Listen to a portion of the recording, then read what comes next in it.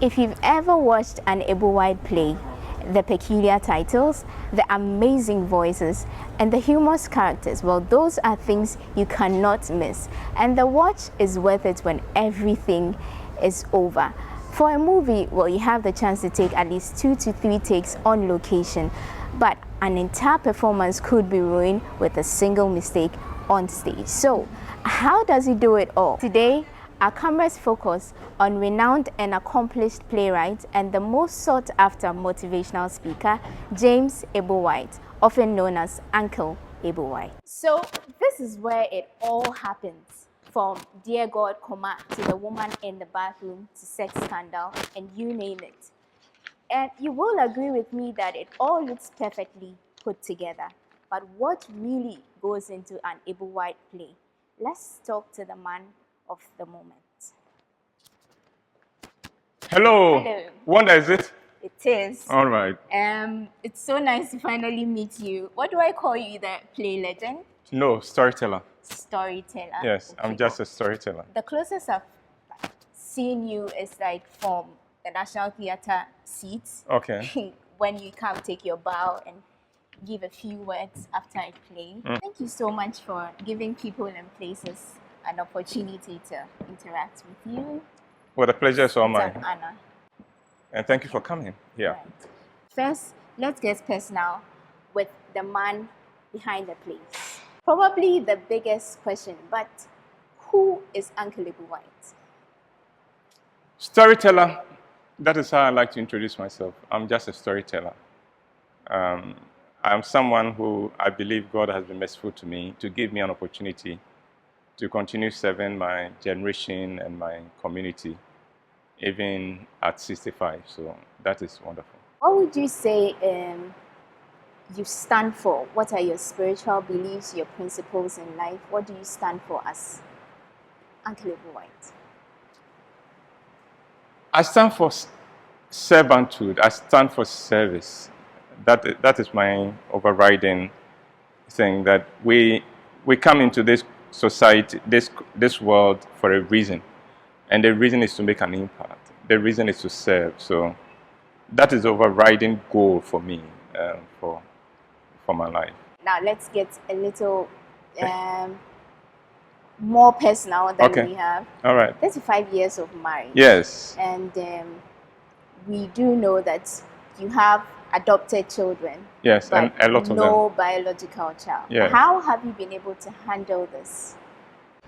The basis for my wife and I being able to deal with the fact that we don't have children is the knowledge that marriage is complete with or without children. We learned that even before we got married, that marriage is complete with or without children. So when children come, that is a bonus. So the fact that we had not been blessed with biological children did not really upset anything at all. The two of us could still build a great relationship, and that is what we spent every emotional capital doing. And then along the line came the adoption of children, and then an interesting thing happened. We went beyond adopting children to children now adopting us. So that was a very exciting thing when it happened, when children decided that we want you to be our parents, and that was fantastic. At what age did you get married to your wife? I married at 29. My wife was 28. When did you discover that both of you couldn't produce children? I do not think that we have even accepted that we can produce children. Okay. I mean, even now, we'll keep trying to see if it happens. Okay. But we went through the usual, so you go see specialists, you go do all kinds of tests, and then the report comes, both of you are okay, there is nothing really medically wrong with you. Okay. So then we decided, okay, then let's live our lives, and let's not panic over this, let's not be upset about this, and let's just have fun. Let's make our childlessness a blessing to us and to other people. Did it ever have a toll on your wife, being the woman? From time to time, yes, because people can be mean. People can be mean. There was a time when she was afraid to go to a funeral or an outdooring or a wedding because somebody, some foolish person, was likely to come up and raise the issue. But then she knew she had support at home. So when she comes home, it doesn't become a big issue. And then I also took the stand of silencing my people. Because quite often when there's childlessness, the biggest problem is the people of the man. They come and put the pressure on the woman, irrespective of what the reality of the matter is. And I remember my mother every now and then asking, dropping hints, subtle hints. And at one time, I called her and I said, "Ma, imagine Florence was your daughter and had gone into marriage and after 3 years has not had any child. And her mother-in-law kept on pestering her. And she came home to complain to you. How would you feel?" And that was the last time my mother raised the issue of childlessness. That was the very last time. And I think that, and I am happy to share my childless state with people because it is the one area that destroys even good marriages. Outside influences come. The couple themselves are fine. Then outside influences come and they begin to push you into this. And the lesson there is that, especially to the men, stand by your wife. You be the one to defend her. Don't leave her to defend herself. So our focus today is on production, the Ebo Whyte Roverman Productions. Okay. How long have you been doing this? How long have you been organizing stage plays? I wrote and produced my first play in 1974. Okay. But then my the first one was a joke. I mean, it was, now I feel like going to look for everybody who came to watch it to apologize to them that I even did anything like that and called it a play. But that was followed up by my first successful major play, Man Must Live, and that was in 1975. Okay. So that has been on and off from 1975. At that time, I was the artistic director for a drama troupe called J Theatre. Okay. And I led that group from the latter part of 74 till 92. That is when I decided, let me try my hands at commercializing this. Let me try my hands at making this my profession, because I was doing that as a hobby. Okay. At J Theatre. Let me make a business out of this. And again, that took a while, try and error. My first effort in that direction, I ran a loss that took me 2 years to pay. In 2000, started this company, Roverman, to do productions and publications as well, publishing as well. And our first production as Roverman was in 2008, September. 6th September 2008 at the National Theatre. And that was the first play that we sold out. We sold out both shows, all levels of National Theatre. Okay. And that is what has brought us here. So has it been the same style from the very start? Comedy, humor? I love to laugh. I love to hear people laugh. I have a thing with that. I enjoy hearing people laugh, and therefore producing plays that makes people laugh is always, it's consistent with who I am. It makes me happy at a very deeper level. I began at J Theatre wanting to sell a message, wanting to use theatre to evangelize. Now I am at the point where theatre for me is for entertainment. I don't want people to think in my theatre. I want them to have fun. But when they leave, I want the place to chase them. So you go home and you say, "Oh, the thing was interesting, and there was this silly character, and he did this and this and this," and you are laughing, and you hang on. Oh, wait. Do you know? Then it kicks in. But I don't want it to kick in the theater. In the theater, just laugh. Come and laugh. And then go home. After all, nipa so yɛ den. So Did you have any formal education for this? with theater, no. I trained as a statistician at the university, and then I also wrote the exams of the Institute of Chartered Accountants, and then also taught myself marketing. So, but when it comes to the productions, I combine all those things. One of the things I realized is that nothing in our life is ever wasted. Every experience we have. There are people who say, me, I want to do this, and because of that, they don't pay interest, any attention to the things they are doing now, because they are waiting for their dream thing. But I realize that whatever it is you are doing, do it well, because when your time comes for the dream to manifest, you'll find that all the experiences have been very useful in positioning you for what you have to do. Okay, how long does it take to put together a single play? It depends. It depends. Some plays virtually write themselves. There is a play that has taken, let me give you an example. The last play we did for 2018 was Sex Scandal. Yeah. Sex Scandal took 2 years to write. Okay. You write to a certain point, the story locks up and can't continue, and you wait, because the story must reveal itself.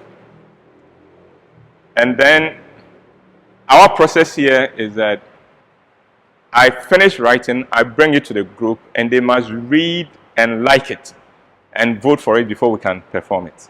Okay. So after the 2 years, I brought it to them, and they didn't like the way it was. So I had to go back and revise it. That took another 6 months.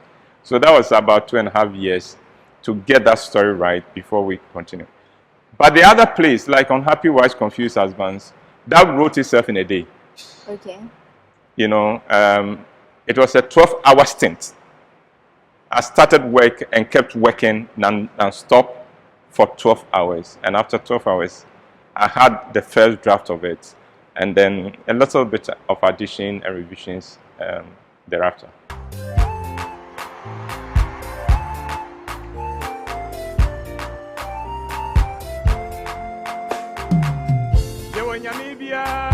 On Coco na on no, on CCTV, Davy and anyone so. Even if I walk through the valley of death, I know the fear. Every day be the guide. It's fun. Okay. It's fun. Hard work, yes, but quite a lot of fun. And especially when we take it out of this place to either National Theatre or the banquet hall or the conference center, or we take it even outside Accra, and you see the effect of the work on patrons, it makes it all worthwhile. And that is what we seek to achieve here. Care to share any particular challenges you've had during your journey? My mindset is not challenge, my mindset is solution. Okay. So whatever difficulty would encounter, I would immediately go into a solution mode. Don't spend too much energy on what has happened, because what has happened has already happened. What next? And keep the end goal in mind. Always keep the production in mind. Keep the fact that we have patrons out there who are expecting another wow thing from us. I see a lot of singing and dancing. Do I have to necessarily know how to sing and dance to join? Unfortunately now, yes. Okay. Which means that I cannot qualify to be a member of my group because I don't sing well. So, okay. Yes, but unfortunately, yes, you've got to come in with singing. And the reason why you have to come in already knowing how to sing and being able to sing well is because I can't teach singing, because I'm not a good singer. Music and I are not friends. So I can't teach that, but I can teach you to perform. I can teach anyone to be an actor, to perform and to play any role. That one I can do, but I can't teach you to hold a key when you are singing, and that I cannot do. Okay. What inspires your storylines? Life. Life is rich. Life is rich with ideas. Life, my own life, that of others. I tell people that I can experience the same thing with you, and my mind will process it differently, and out of it can come a story, because that is my gift. But life has a lot to teach us. Life is more interesting than even fiction. There's nothing that I or any creative writer can write that comes anywhere close to the stories life itself can write. So all we're doing is trying to capture life as much as we can. Don't always succeed, but we don't give up trying. There's a lot of drama in our politics, yes. Our political structure. Have yeah. you thought of couching a play around yes. that? And we've done a few. Mr. President, your move was me reflecting on the political situation. Okay. That happened, the political situation we had in Ghana between the transition from His Excellency J.J. Rawlings to His Excellency J.A. Kufuor. Okay. There was a very interesting arrangement there.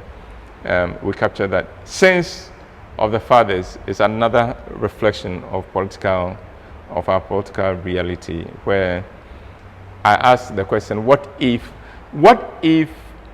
a certain president's daughter falls in love with the son of the leader of the opposition? That was Sense of the Fathers. Okay. And it was again a reflection of the politics of the moment. Okay. Your cast, are they full-time? Do they have side jobs? How does it work? They have their professions. I normally give preference to those who already are working, who already have their professions. Okay. So we have lawyers, we have doctors, we have bankers, we have teachers, and all kinds of professions here. If you have a profession, it makes it easier for me to embrace you here. But if you also are incredible and you came in and you showed us that you have something to contribute, yes, you got a chance to come in as well. Okay. You're 65, right? I'll be 65, yes, 65 this year. Yeah. Okay. Are you grooming someone to take over when you decide to quit this profession, or like sit? Have you been told that I'm dying this year or something? No. No, I haven't, but you should have a plan B, I suppose. Someone who probably would take over the main thing while you sit back and just watch her. 5 of the members of the group currently have written and directed and produced their own plays. Okay. 5 of them. Okay. One of them has produced as many as 6 plays. The other, a lady, has done, I think, 3 plays. And many others are also doing what they can. So we'll see. We have 3 people who became members of this group and then went to do their masters in theater arts. Okay. And they've come back into the group. One person who went to do her masters in theater arts in the US and has also come back. So all these guys have added value to themselves and positioned themselves to take the dream forward. As and when I'm giving relief from this world and taking back home. You've done a lot of stage plays. You decided to venture into a one-man show. How would you rate yourself? Give yourself a review. How did it go for you? Did it go to? I think it did well. It didn't do well the first time we did it because Ghanaians, and I discovered that Ghanaians have no expectation of an old man. So the fact that at that time I was 64-year-old man, he says he wants to do a play that would take, a performance that would take 2 hours. Can he even stand for 2 hours? You know, and there were many people who thought that, no, he's not, he's just going to waste our time. So they didn't come when we did it in September. But then the word went out from those who came to see it in September. And many of them said, look, this is the best entertainment we've ever seen. And so when we repeated it for our festival in December, over the Christmas and New Year period, we sold out both shows of Crazy Ride. That's the title of the show. So in terms of having done this, I came into theater as a performer before I became a writer and a director. And the performance is still there, even though I prefer to train others and make others people do it. But it was good to see that I still got it. Okay. You're an international figure, and a lot of people would like to view your works beyond Ghana. But it looks like once a show is done with, until the Festival of Plays, and even after that, you cannot access an Ebo Whyte play. Yeah. Do you intend making your plays into movies to get the international people involved, or like people who may have missed a play get access to it? I took a strategic decision that I would build a platform of my productions here in Ghana. Okay. I would let my platform, our productions, become a tourist attraction, so that people from all over the world, when they want to take a holiday, would take a holiday, buy a ticket, and come to Ghana just so they can watch a Roverman production. So I have said that if I'm going to move outside with my production, the invitation will have to come from that country, from a big sponsor, or a powerful institution from that country, so that we don't go to the embassy for somebody I can employ to ask me, give me proof that you come back to your country.